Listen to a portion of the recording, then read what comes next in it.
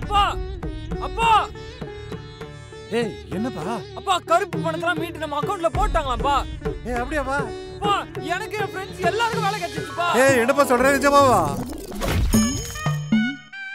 அப்பா டேய் எந்தடா? நீ பாக்குறது கேக்குறது நினைக்கிறது எல்லாமே கனவுதான்டா. கனவா? கனவுதான்டா. இப்படி கட்டுக்கதைகளை இனியும் நீங்கள் நம்ப போகிறீர்களா? இந்தியாவை காக்க ஸ்டாலின் அழைக்கிறேன்.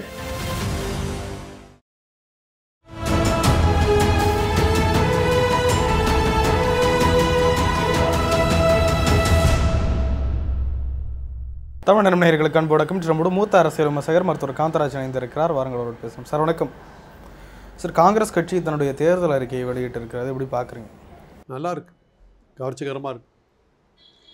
செய்ய முடியுமாங்கிறது தான் பார்க்கணும். ஒன்றுமில்ல, காங்கிரஸ் தேர்தல் அறிக்கையை பற்றி நம்ம ஒன்றும் கவலைப்பட வேண்டியதில்லை. மோடி செய்த பல விஷயங்களை நாங்கள் சரி செய்வோம்னு சொன்னாவே போதும், வேறு ஒன்றும் சொல்ல வேணும். மோடி இவ்வளோ நாள் 10 வருஷம் பண்ண டேமேஜை நாங்கள் சரி பண்ணுவோம்னு ஒரு வார்த்தை சொன்னாவே போதும். தேர்தல் அறிக்கை எந்த கட்சியும் யாரும் சொல்லவே வேணாம். இதை சொன்னாவே மக்கள் ஓட்டு போட்டுருவாங்க. அது பண்ணாவே போதும். 10 வருஷமாக மக்கள் படுற அவஸ்தைக்கு அளவே கிடையாது. மோடியால் பாதிக்கப்படாத மனித இனமே கிடையாது. வெறும் இந்தியாவில் மாத்திரம் தான் பாதிப்புன்னு பார்த்தாக்கா உலகம் முழுவதும் அவருடைய பாதிப்பு நிறையா இருக்குது. அந்த அளவுக்கு அவர் பாதிச்சிருக்கிறாரு. ஒன்றுமில்லை, மோடி செய்த பல கெடுதல்களை நாங்கள் சரி செய்வோம்னு சொன்னால் போதும். ஏறத்தாழ அது மாதிரி தான் இருக்குது. அந்த அறிக்கை அப்படி தான் இருக்குது. அதை நீட்டாக எடுத்துருவோம், பெண்களுக்கு மரியாதை கொடுப்போம், சகல மதத்தை மதிப்போம், அது மாதிரி வழக்கமாக அதை இதை சொன்னாவே போதுமே. இதை தானே தானே சொன்னாங்க. இந்துக்கள் மாத்திரம்தான் இருக்கணும், பெண்கள் நாசமாக போகணும், யாரும் படிக்கக்கூடாது, மருத்துவமே இருக்கக்கூடாது, வளர்ச்சி இருக்கக்கூடாது, தொழில் இருக்கக்கூடாது, வேலை இருக்கக்கூடாதுங்கிறது தான் மோடி 10 வருஷமாக செஞ்ச ஒரு விஷயம். அதையெல்லாம் நாங்கள் மாற்றோம்னு சொல்லியிருக்காங்க. அதுக்கு மேலே என்ன இருக்குது? அதை மாற்றோம்னு சொன்னாவே ஆட்டோமேட்டிக்காக மோடி எதிர்க்கணும்னு சொல்லிட்டு போயிருக்கலாங்க. அது சொன்னாவே எல்லாரும் மோடியை தானே எதிர்க்கிறாங்க. இந்தியா கூட்டணியும் மோடியை தான் இருக்குது. இந்தியாவே மோடியை தான் எதிர்க்கு. இந்தியாவே இருக்கதா? இந்தியாவே மோடியை தான் எதிர்க்கு. உங்களுக்கு தான், உங்களை போல சில பேரை தவிர நீங்கள் எதுக்கும் இருக்கட்டும் அப்படின்னு சொல்லி அந்த மாதிரி பேச்சு. நான் ஊடகவியலாளர் சார், நடுநிலையாக இருக்கணும். காங்கிரஸ் தேர்தல் அறிக்கையில் எந்த விஷயங்கள் உங்களுக்கெல்லாம் பிடிச்சிருந்தது? எல்லாமே அவங்க சொல்லியிருக்காங்க. இப்போ பெண்களுக்கெல்லாம் இது ஏறத்தாழ திமுகனுடைய பிரச்சாரங்களும் திமுகனுடைய இதுவும் தான் அதில் இருக்கிற மாதிரி இருக்குது. அதையும் பார்த்தேன்.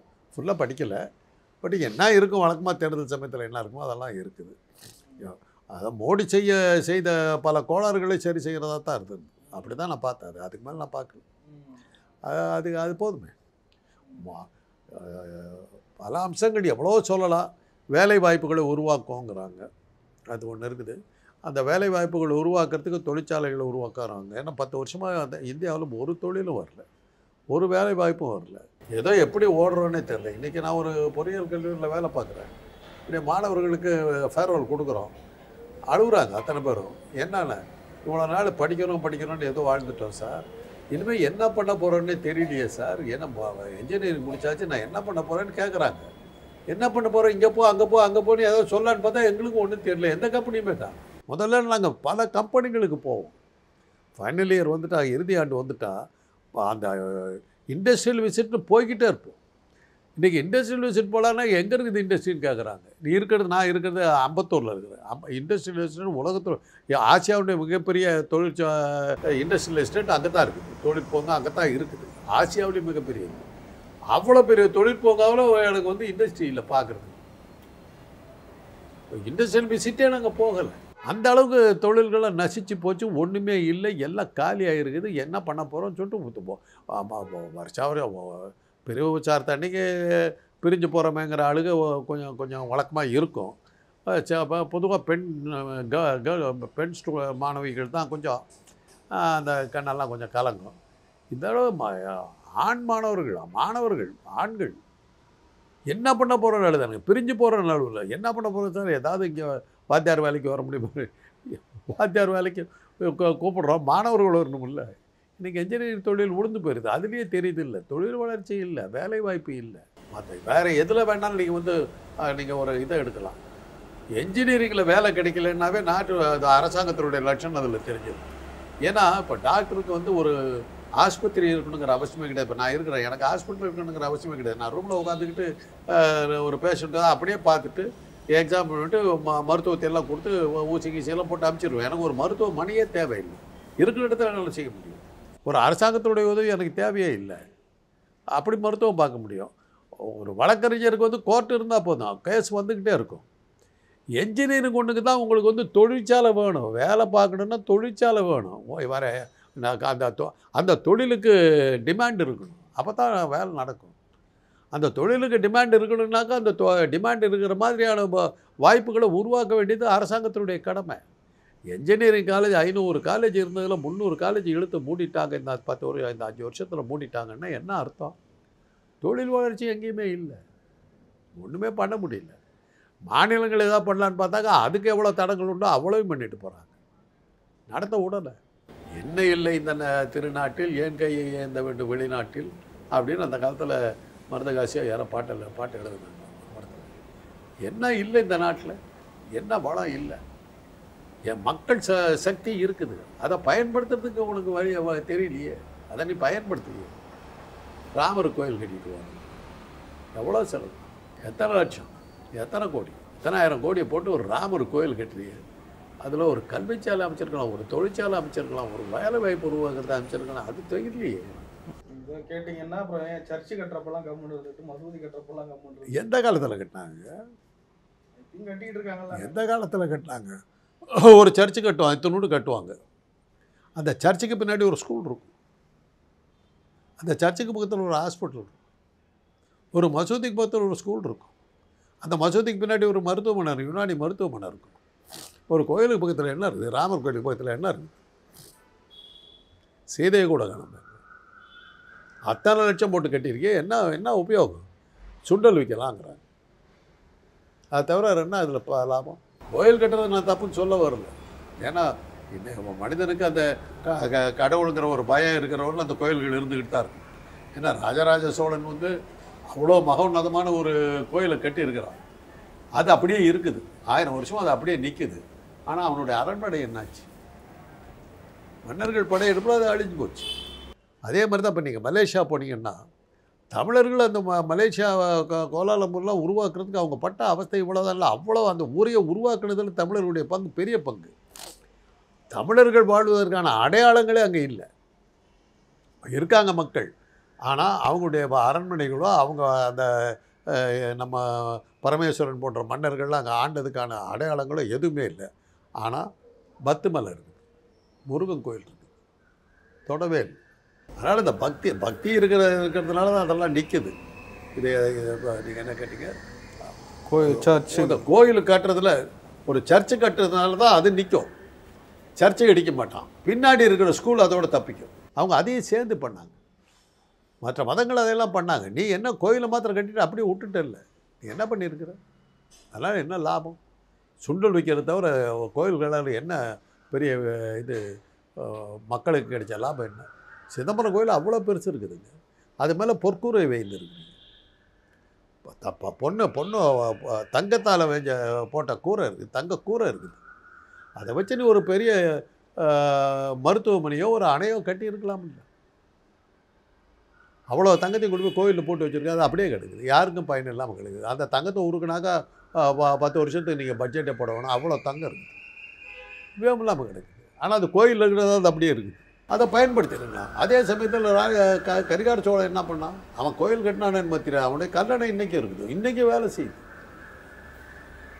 அந்த மாதிரி எண்ணங்கள் இல்லையே. நான் பொறியியல் கல்லூரியில் இருக்கிறதுனால தான் எனக்கு இந்த விஷயமே தெரிஞ்சுது. அப்படியே அழுகுறாங்க பசங்க, நான் வெளியே போய் என்ன பண்ண போகிறேன் சார், என்ன பண்ணுறதுங்கிறாங்க.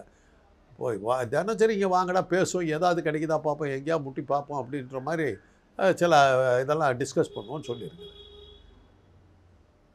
இது போதாது அவங்களுடைய 10 ஆண்டு ஆட்சிக்கு. இதை விட உங்களுக்கு என்ன இந்த பத்திரம் என்ன தேவை?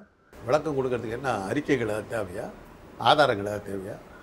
பையன் என்ஜினியரிங் படிச்சுட்டு உணவுப் பொருளை எடுத்துக்கிட்டு டெலிவரி பாய்ஸாக சுற்றிக்கிட்டு இருக்காங்க. அந்த கேவலம் இருக்குது இல்லையா? அது அந்த தொழிலை நான் கேவலம் சொல்ல, அவன் படித்த படிப்புக்கான தொழில் அது.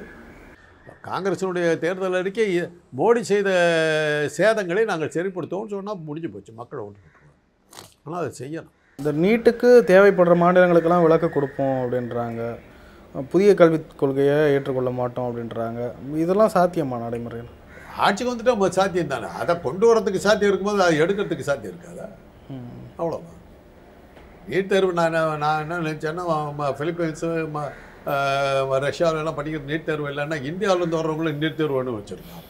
அது நம்ம மாணவர்கள் எங்கேயுமே மருத்துவம் படிக்க முடியாமல் போயிடுச்சு. பதஞ்சலிக்கிட்ட தான் போகணும். பதஞ்சலி உடம்பு சரியில்லைன்னா எய்ம்ஸுக்கு தான் போகிறாரு. நேற்று கூட அவர் கைது பண்ணி உள்ள தள்ளிட்டு வந்த பிறகு அடங்கினார். இருந்தாங்க நம்முடைய பணம் 4000 கோடி ரூபாய் அவருக்கு தூக்கி சூறையாட்டு போயிட்டான். அந்த மருந்துகளால் 10 பைசாவுக்கு பிரயோஜனம்லேருந்து உலகம் பூராவும் சொல்லிட்டாங்க. ப்ரூவ்டு. இந்த 4000 கோடிக்கு மோடி எப்படி பதில் சொல்ல போகிறார்? இந்த கேள்வி நாங்கள் கேட்போன்னு சொல்கிறாங்க. நாங்கள் ஆட்சிக்கு வந்தால் கேட்போன்றாங்க. அது போதாதா? அந்த 4000 கோடிக்கு போட்டு வீணாகி போயிட்டுருக்கிற ஒரு இடத்துல ஒரு நல்ல மருத்துவமனையும் ஒரு மருந்துகள் தயாரிக்கிற கம்பெனி ஆரம்பிச்சு விட்டுருக்காங்க. அந்த பணத்தை சரிப்படுத்தலாம். அதெல்லாம் காங்கிரஸில் செய்யலாம். எல்லாத்துக்கும் பின்னணியில் நாம் பார்க்குற ஒரே பாயிண்ட், என்னுடைய ஒரே பாயிண்ட் அதுதான், வாக்கு எந்திரம் யோக்கியமாக இருக்கும். இன்றைக்கி உள்ள அதே தான் நடந்துட்டு. இப்போ பாருங்கள், கோர்ட்டில் இன்றைக்கி வாக்கு எந்திரத்தை பற்றி வழக்கு போட்டால் உயர்நீதிமன்றம் தீர்ப்பை வழக்கு விசாரணை என்றைக்கு ஒத்தி வச்சிருக்கு தெரியுமா? எலெக்ஷன் முடிஞ்சப்பறம். அதுக்கப்புறம் வச்சு என்ன அர்த்தம்? அந்த வாக்கு எந்திரத்தை தான் யூஸ் பண்ணி ஆகணும்னு நீதிமன்றத்தை கையில் போட்டுக்கிட்டு இருக்காங்க. இதையெல்லாம் சரி பண்ணி ஆகணும். இதெல்லாம் சரியாகும். இதெல்லாம் சரியாகணும்னா வாக்கு எந்திரம் சரியாகணும். வாக்கு எந்திரம் சரியானாலோடைய இதெல்லாம் நடக்கிறது காரியம் நடக்காது. ஒரே வழிதாங்க. இன்றைக்கி இருக்கிற இந்திய இளைஞர்கள் அத்தனை பேருமே ஃப்ரெஞ்சு புரட்சியை படிக்கணும்.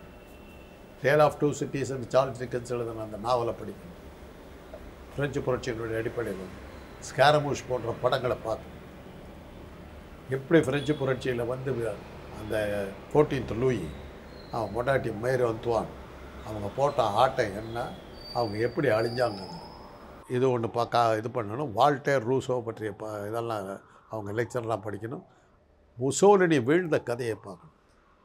முசோலினி எப்படி கட்டி தொங்க விடப்பட்டு மக்களால் எப்படி சுட்டு கொல்லப்பட்டான், எப்படியெல்லாம் அவன் கட்டி அவன் உடல் தொங்குது, போகிற வரவெல்லாம் துப்பாக்கியில் சுட்டுட்டு போகிறான். அதையெல்லாம் எடுத்து போடணும்.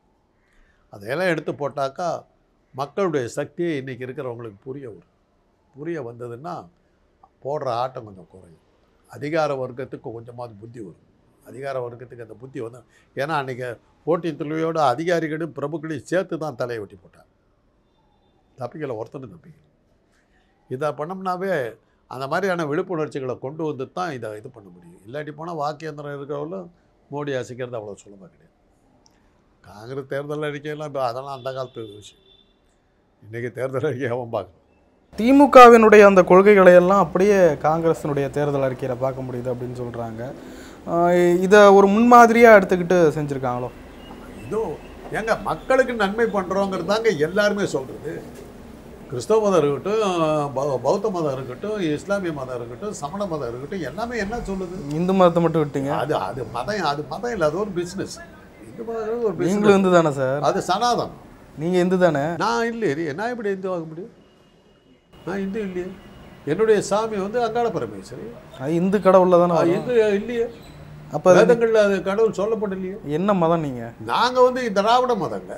எம்ஜிஆரை கேட்டாங்க, உங்கள் மதம் திராவிடம்னா கடவுள் மறுப்பு சார். கடவுள் மறுப்பு. எங்களுக்கு கடவுள் கிடையாது. இருக்கிற கடவுள் இதெல்லாம் இருக்குது. எங்கள் குடும்பத்தில் நம்புறவங்க அதை நம்புகிறாங்க. நாங்கள் நம்புறது என்னுடைய கருப்பணசாமி, மதுரை வீரன், அங்காள பரமேஸ்வரி, சப்த கன்னியர்கள், மலையாள கருப்பு, இவங்கெல்லாம் இதெல்லாம் எங்கே இருக்குது?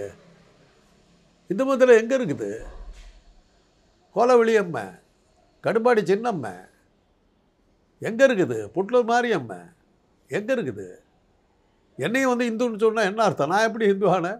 ஏன் முருகன் எங்கெங்கே இருக்கிறான்? இந்து மதத்தில் எங்கே இருக்கிறான்? வேதங்களால் சொல்லப்படாத கடவுள்கள். சிவனும் கிடையாது, முருகனும் கிடையாது. அப்படி இருக்கும்போது முருகனை வந்து திருத்தணி தானே, முருகனுக்கு கோயிலே கிடையாது. அப்புறம் எங்கே நாங்களாம் இந்துவா? நீங்களா அவன் அந்த வெள்ளக்காரன் அன்றைக்கி பண்ணால் இடியேட்டு சமண மதத்தையும் பௌத்த மதத்தையும் கிறிஸ்தவ மதத்தையும் இஸ்லாமியும் சேராதவன் அத்தனை பேர் இந்து போயிட்டான். அப்படி தானே எங்களை இந்து நம்பிட்டீங்க. சரி, நான் இந்து.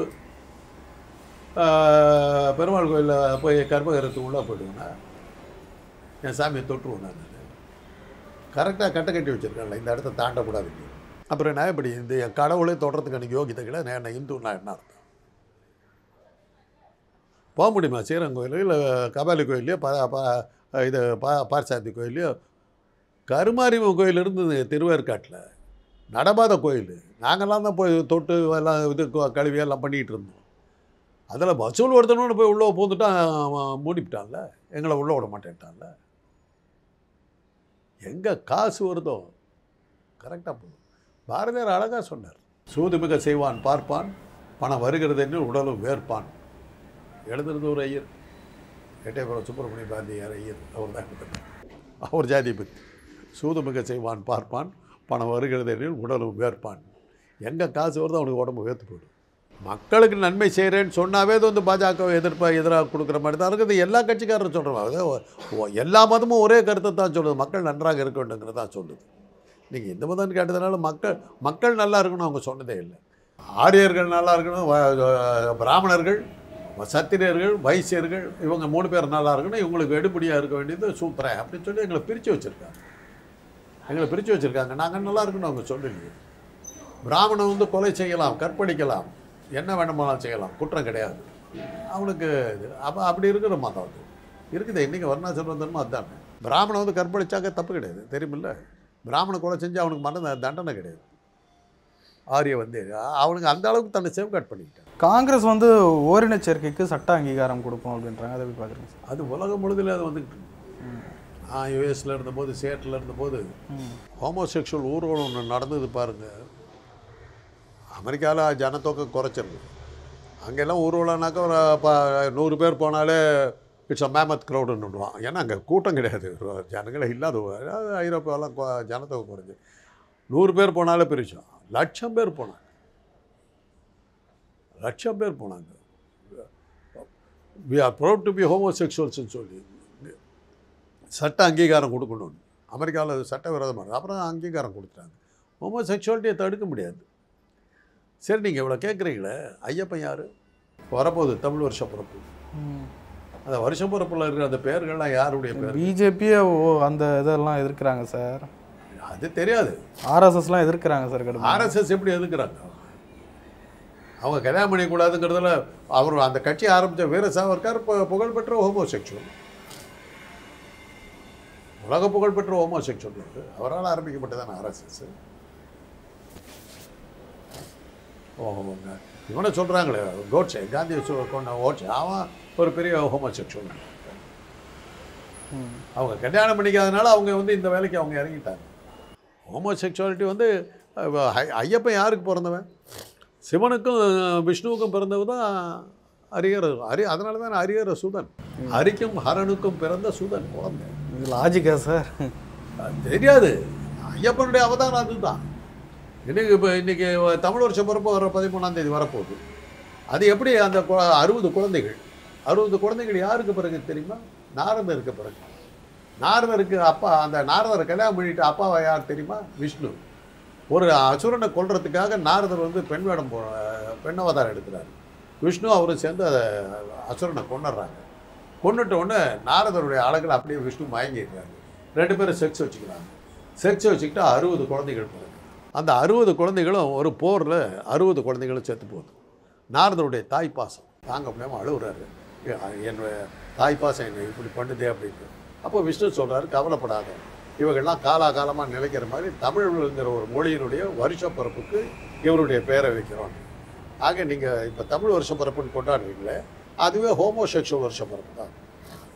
அந்த பேர்கள்லாம் ஹோமோசெக்சுவல் பிறந்த குழந்தைகளுடைய பெயர்களை தான் நீங்கள் தமிழ் வருஷ பிறப்பு. இப்படி இருக்கும்போது இன்னும் சட்டபூர்வம் ஆகிறது என்ன ஆகுது? சனாதன தர்மத்தின்படி ஏற்றுக்கொள்ளப்பட்ட ஒரு விஷயம் ஹோமோசெக்சுவாலிட்டி ஏற்றுக்கொள்ள. அது மோடி இருக்கும்போது அதை செய்யத்தான் செய்வார். பட் இஸ்லாமிய கிறிஸ்தவர்கள்லாம் இந்த கொள்கைக்கு எதிரானவர்கள், அவங்களாம் காங்கிரஸ் ஆதரிச்சுக்கிட்டு இருக்காங்க. இது அவங்க எப்படி பார்ப்பாங்க? கிறிஸ்டியானிட்டியில் நீங்கள் படிச்சிருப்பீங்க, நீங்களும் ஒரு கிறிஸ்டியன் தான். சோடம் அண்ட் கோமோரான்னு 2 ஊர் கேள்விப்பட்டிருக்கீங்களா? ட்வின் சிட்டிஸ் ஆஃப் சின்ஸ் அப்படின்பா. சோடமுங்கிறது பூராமே ஹோமோசெக்சுவாலிட்டி, 2மே ஹோமோசெக்சுவாலிட்டி. அவங்களுக்கு வந்த வியாதிகளில் வந்து அந்த 2 இனமுமே அழிஞ்சு போகுது. அந்த கொமோராங்கிற பேரில் தான் கொனோரியாங்கிற நோய்க்கு பேர் வச்சாங்க. கொனோரியாங்கிறது வந்து உடல் உறவு வந்து பல பேரிடம் உடல் உறவு கொள்றவங்களுக்கு வர்ற வியாதி, வெட்டைன்னு சொல்லுவோம் தமிழில். அந்த வியாதி அந்த வியாதிக்கு அந்த கொனோரியான அந்த பேர் வச்சது காரணம் கொமோராங்கிற பேர். ட்வின் சிட்டிஸ் ஆஃப் சின்ஸ்ன்னு சொல்லி அது அப்படியே அழிஞ்சு போகுது. அப்படி தான் எல்லாமே ஹோமோசெக்சுவாலிட்டி அப்படி தான் சொல்கிறாங்க. இந்த சனாதன தர்மத்தில் தான் ஹோமோசெக்சுவாலிட்டியில் பிறந்த ஐயப்பன் வந்து ஒரு சாமி. தமிழ் வருஷ பிறப்புங்கிற பேரில் நீங்கள் இப்போ வச்சிருக்கிற அத்தனை பேர்கள் வந்து ஹோமோசெக்சுவலில் பிறந்த குழந்தை. அதனால் இங்கே சனாதன தர்மத்தில் ஹோமோசெக்சுவல் ஏற்றுக்கொள்ளப்பட்டது.